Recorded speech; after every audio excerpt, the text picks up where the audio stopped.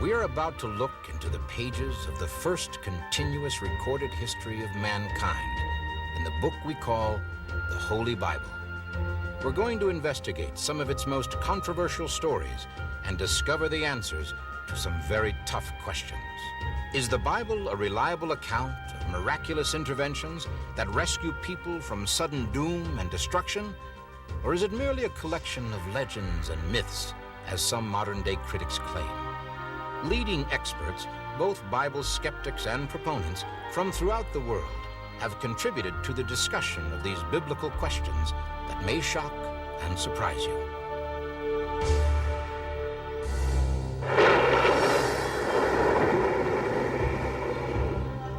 Mustafa's great uncle took us right up the side of this mountain, and we were going around rocks and above cliffs and below cliffs. It was like a trail.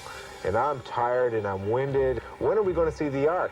And then all of a sudden you look down and here's this huge, awesome ship sitting below you in this fog. You know, it's almost like you picture a dream. And there it is.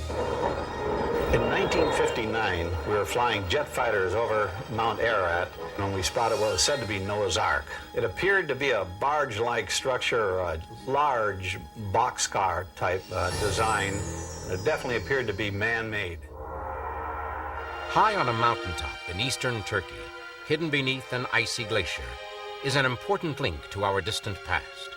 Reports say it's a 5,000-year-old wooden ship with stalls and cages on board. From actual eyewitnesses, you will discover for the first time the real truth behind the age-old legend of Noah's Ark.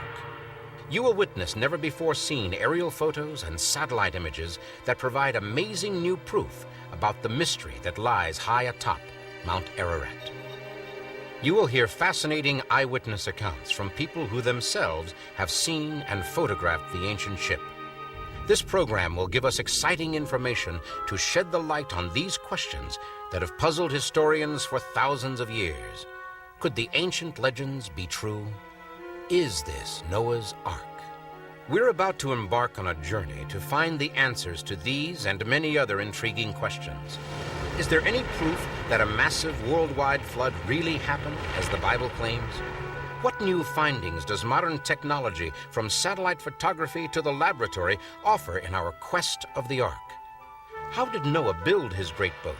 And what was it like for him and his family to face the greatest catastrophe the world has ever known? Who are these people who say they have actually seen the Ark of Noah? What photographic evidence or other proof do they have to back up their claims? Stay with us for a front row seat to the amazing first-hand discovery of the fabled Noah's Ark. Our search for the Ark of Noah is not meant to be a religious mission. Above all, this is an archaeological quest to determine if this ancient mystery is truth or fable. Ultimately, our quest is to find the Ark itself. Just what would it mean to us all to actually find the Ark and solve this great mystery? The discovery of Noah's Ark, in my estimation, would prove conclusively the authenticity of the Genesis account of a worldwide flood. If we can discover Noah's Ark, it will cause people of all faiths to reevaluate how they think about death, eternity, and how they live their daily lives. As the late editor of the National Geographic said here in Washington several years ago about the discovery of Noah's Ark, it will be the greatest archaeological find in human history and the greatest event since the resurrection of Christ, and will alter all the currents of scientific thought. The Ark is probably the best known and most debated religious artifact in the world. Ark researchers and scholars have raised many serious and controversial questions. Were thousands of animals actually taken on board an immense boat to survive a devastating flood? How could one boat, even an immense one, shelter all the species of the animals in the world today? How could 8 people have cared for and fed all of those animals at sea during that entire year? Why do we get some reports that people have claimed to have seen the Ark on Mount Ararat, yet dozens of well-financed expeditions have gone up there looking for it and have come back empty-handed? Either it's up there or it's not. Are the reported sightings of the Ark on Mount Ararat in Turkey the delusions of religious fanatics? Are they perhaps just innocently mistaken eyewitness reports? If so, how can we account for the ancient wood and artifacts found high on this treeless mountain? For many years, we thought the ultimate answers to these questions were lost to the ages. But now, modern scientific technology and new archaeological explorations are beginning to unravel many of the long-forgotten secrets of the Noah story.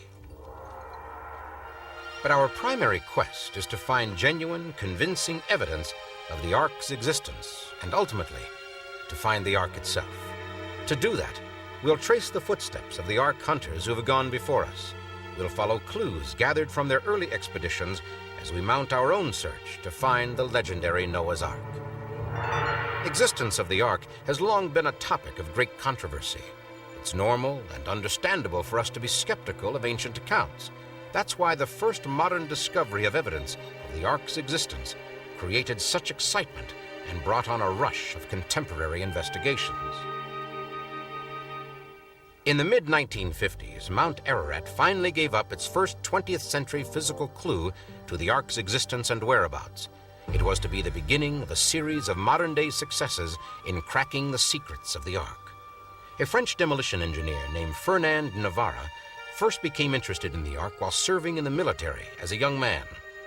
Navarra began the first of a series of expeditions to Mount Ararat in 1952. My Kurdish guides had abandoned me at the lower level of the mountain, and so I tried my best to proceed on my own. I was not able to find the Ark exposed, but I did see a massive dark shape frozen under the glacier ice.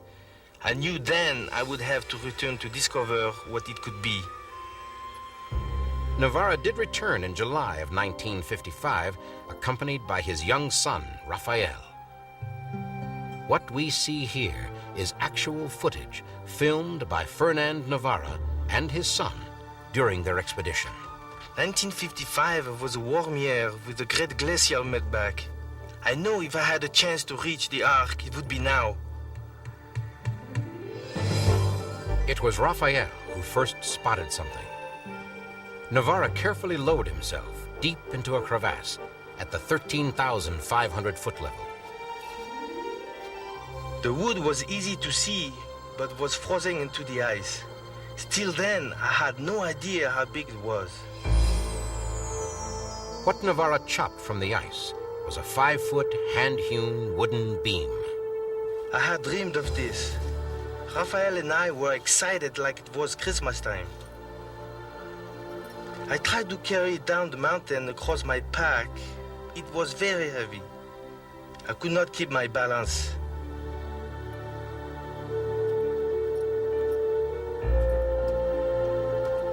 We felt so bad that I had to cut the wood, but later I would have to cut it again to send out sample for testing.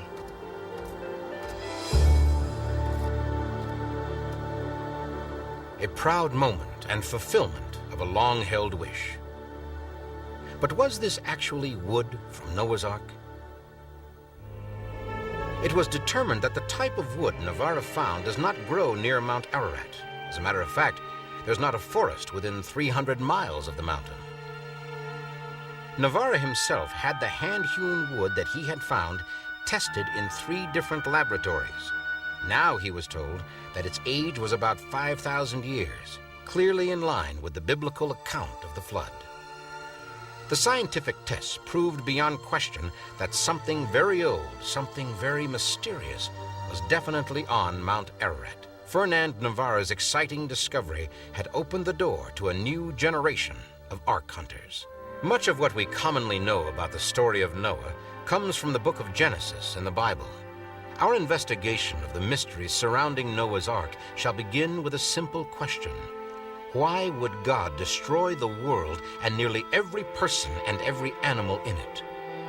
The answer, according to the Bible, is that God saw great wickedness within his earthly creation. The Bible says God decided to destroy the things of the world because man was living in corruption. Whatever other sins that ancient man was guilty of, the archaeological records demonstrate he was an incredibly violent species. Well, certainly violence has always been a part of man's ways. Most ancient Greek and Hebrew writings indicate there was a great deal of corruption and brutality among the people of the earth. There were many murders, and human life was cheap indeed.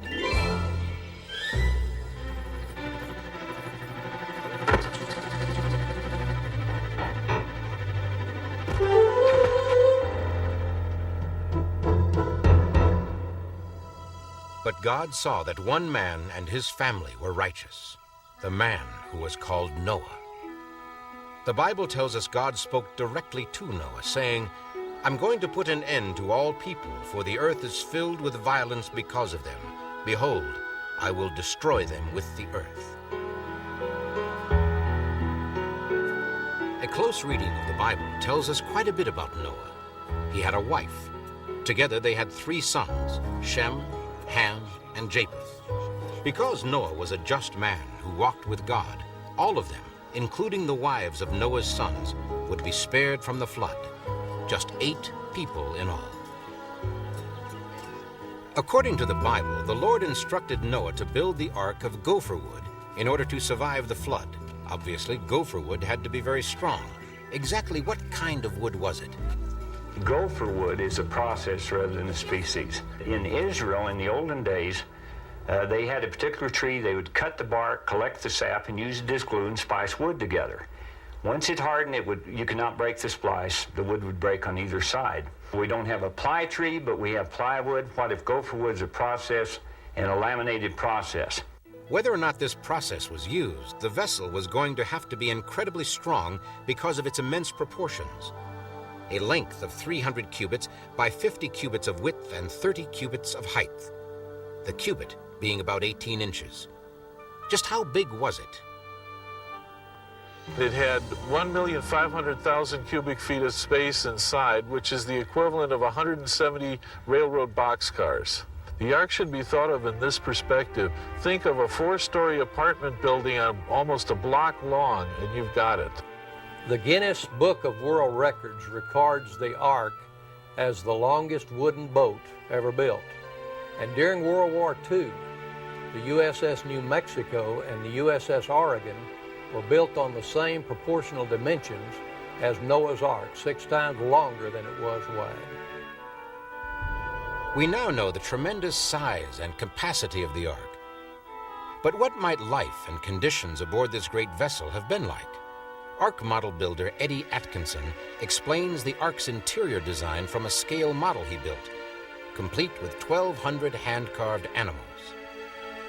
On the top floor of this model, from the end here all the way to the middle of the Ark, I've reserved for birds. At the middle of the Ark, I've got a catwalk which goes over the elephant and the giraffe cages. And then immediately after that, we have the rodent house and a large area for storage, and then the kitchen area, and then finally on this end, the living quarters, along with a restroom.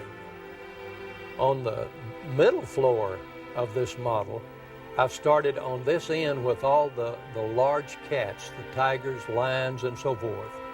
Immediately next to them, I've got the hippos and the rhinos and then the elephants, almost in the middle of the Ark model. Right next to the elephants over a large hallway, I've got the giraffes and then the horses and zebras and many of the other domestic animals, a large storage area, and then the area down here reserved for some foodstuffs. On either end of that middle floor, I've got built in a stairway to go up. The construction of the Ark continued over many years. Noah's neighbors came to laugh and scorn as Noah and his family worked toward completion. The construction by hand of a floating vessel of these huge dimensions boggles the mind. How was it possible for Noah to have built the Ark on such a grand scale as recorded in the Bible without the use of modern technology?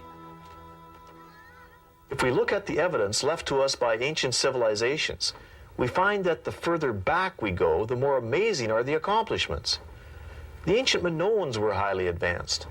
Some of the reconstructions of their temples that were destroyed catastrophically reveal that they had tremendous abilities, architectural skills and artistic design.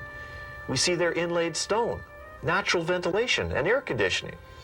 We could go to Egypt and look at some of their artifacts, some of which are electroplated. Such electroplated artifacts have been found literally around the ancient world. The ancients were also able to make batteries and generate electricity. The ancient Mayans were able to calculate the solar year to be 365.2420 days, accurate to within 2/10,000ths of a day. Or we could look at this lady buried over 2,100 years ago in China, and today her body is perfectly preserved so that it can be examined by an X-ray technician. Her body was buried at the base of a mound, and when it was excavated, they found a very complex system of coffins. Within the sarcophagus, they found many interesting things like a compact containing rouge, lipstick, powder, brush, silk gloves, a silk scarf, even lacquerware, and musical instruments. Exactly what the Bible claims the people of the past were able to do. From this information, we can easily draw the conclusion that, in fact, ancient man had a highly developed technology, easily sufficient to build a vessel the size of Noah's Ark. But do we know the geographic location where the Ark was built? The Ark was built at a pre-flood city, near a pre-flood city named Shuruppak. It is so identified in the Epic of Gilgamesh, which is a cuneiform story of the flood found in Assyria. Shuruppak is also, with the same name, became a post-flood city. It is in southern Iraq. We know where the Ark also landed. It was in eastern Turkey. We know how far the Ark moved, 520 or more miles. With the completion of the great boat, God commanded Noah to bring unto the Ark 2 of all living creatures, male and female. Wouldn't the gathering of the animals have been a virtually impossible task, a feat beyond all probability? The Bible says the animals shall come to the ark. In this case, we wonder how the animals knew to come to this location.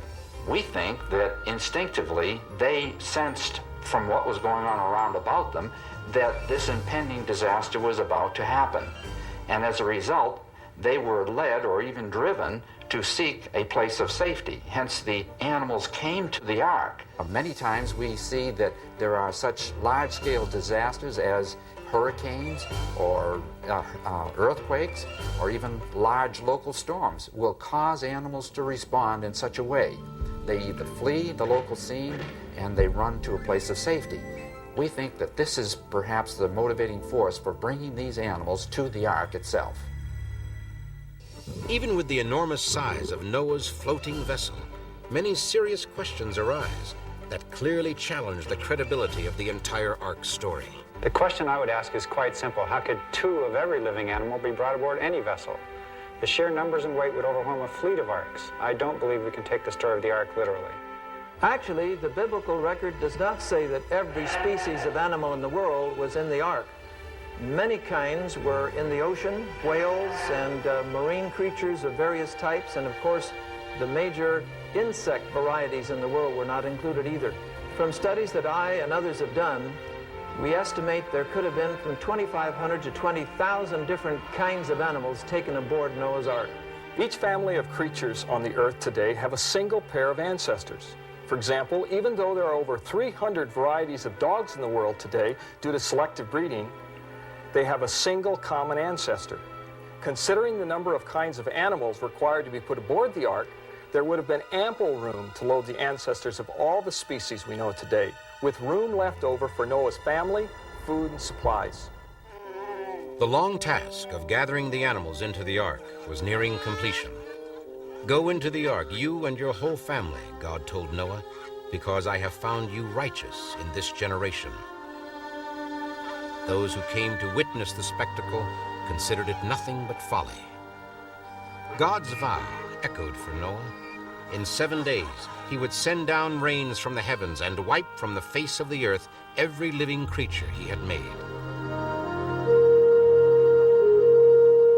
With many regrets and no real alternatives, Noah reluctantly closed the door to the great ark, and the Bible tells us that God shut them in. The people continued to mock Noah, unaware of the devastation and death that lie ahead.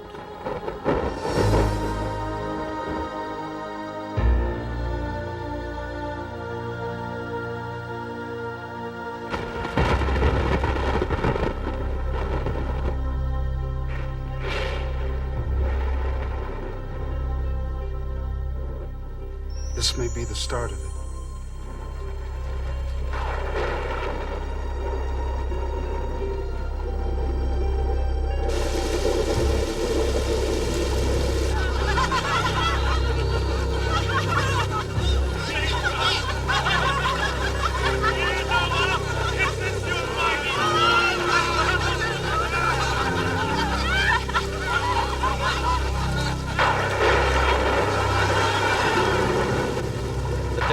Was far beyond anything they could have imagined.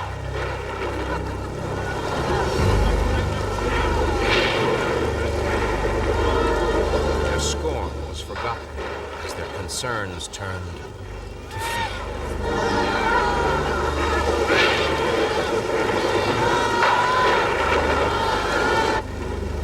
Even among the 8 on board, uncertainty was growing.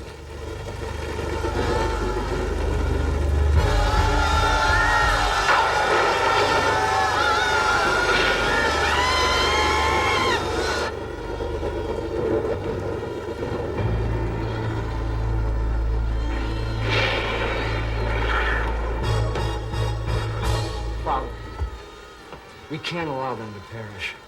Certainly we have enough provisions to bring those poor souls on board. You know how I wish we could do what you're saying. But there's some bigger purpose, some bigger plan we're all part of. It's not in our hands to change that.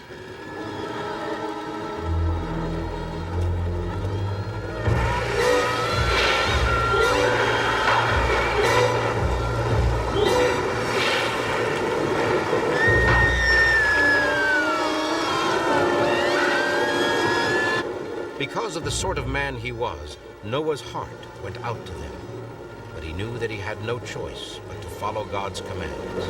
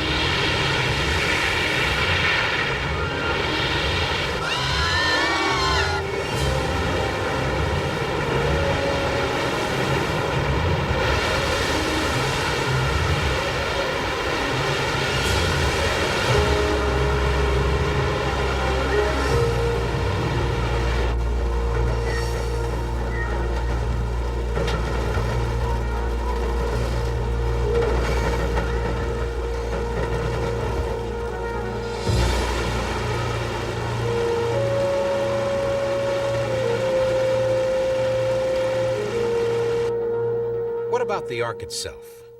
What was it designed to do during the flood? Was it capable of carrying out its assigned life-saving tasks? Could a seagoing vessel built to the ark's specifications endure a 40-day-long cloudburst and survive in a violent storm-tossed sea for months on end? Would the ark be sound and stable in the water? Some scholars completely reject the idea that a wooden boat the size of Noah's Ark would be at all seaworthy. When it comes to the design and construction of the biblical ark, there are several important reasons it could not have existed. First, the technology needed simply did not exist. Second, any modern vessel today would have certainly foundered in far less weather conditions than the biblical deluge. It is highly unlikely Noah's wooden ark would have survived more than a few hours under such conditions. To examine this issue ourselves, we took a model of the ark to a marine laboratory to see how it would handle waves and other hydraulic stresses when subjected to the irregular waves generally found on the ocean. The ark was deemed not only seaworthy, but exceptionally stable. Then the test tank duplicated waves equivalent to 200-foot tidal waves. Again, the Ark was not only seaworthy, but extraordinarily stable. You can show that the balance between the buoyant force and the gravitational force and the wave force and so on would be such that the Ark would right itself if it were tilted anywhere up to 90 degrees, anywhere from 0 to 90 degrees, in other words. The righting effect would be such that it would just come right back up again. It'd be practically impossible to capsize. So it appears the Ark was indeed a highly reliable seagoing vessel. It's all the more remarkable for one simple fact. No larger ship was built on Earth for over 4,000 years. We have examined what the Bible tells us about the building of Noah's Ark. We have established that the technology did exist 5,000 years ago to build a boat that could transport 2 of each species of land animal, and that such a vessel could have well survived the gigantic waves of a worldwide flood. We have heard the voices of eyewitnesses who claim to have seen the Ark from the air and from the ground. Wood brought down from over 13,000 feet high on the treeless Mount Ararat has been determined by scientists to be 5,000 years old. All this mass of evidence supports the biblical account and seems to confirm that Noah actually did build an ark on which he, his family, and a pair of each of the earth's animals survived a catastrophic flood. But this story is much more than a question of whether Noah's Ark existed. It is the story of a faithful man who took God at his word and, as a result, accomplished a gargantuan task in the face of incredible adversity.